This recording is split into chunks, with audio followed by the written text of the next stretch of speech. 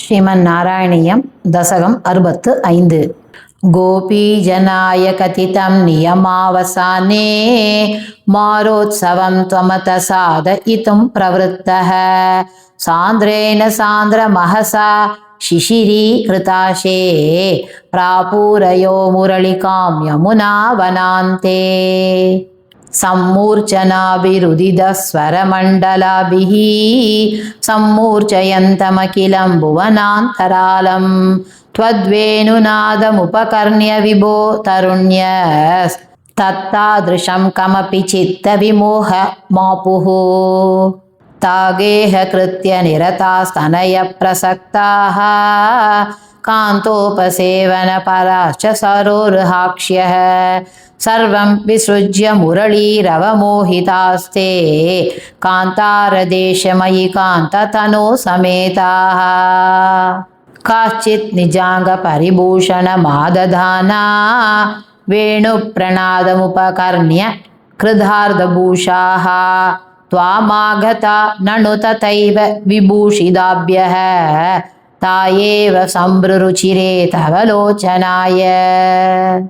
हारं नितम्बभुवि काचन धारयन्ती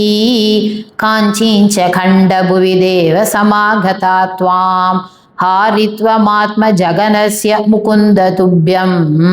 व्यक्तं पभाष इव मुग्धमुखी विशेषात् काचित् कुचे पुनरसज्जितकञ्चुलीका व्यामोहतः परवधूभिरलक्ष्यमाणा त्वामाययौ निरुपमप्रणयातिभार राज्याभिषेकविधये कलशीधरेव काश्चित् गृहात् किल निरेतुमपारयन्त्यः त्वामेव देवहृदये सुदृढं विभाव्य देहं विधूय परचित् सुखरूपमेकं त्वामाविशन् परमिमा ननु धन्यधन्याः जारात्मना न परमात्मतया स्मरन्त्यो नार्यो गता परमहंस गतिं शनेन तं त्वां प्रकाश परमात्मतनुं कथञ्चित् चित्ते वहन्नमृतमश्रममश्नुवीय अभ्यागदाभिरभितो व्रजसुन्दरीभिः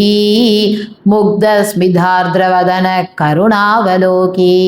निस्सीमकान्तिजलधिस्त्वमवेक्ष्यमाणो विश्वैकहृदय मे परमेशरोगान् श्रीहरये नमः श्री पोन्नु गुरुवायूरप्पने शरणं श्री चोटानिकरे भगवती अम्मये शरणं आनंद चिन्मयने शरणं नारायण अखिल गुरो भगवन् नमस्ते सर्वत्र गोविंद नाम संकीर्तनं गोविंदा गोविंदा।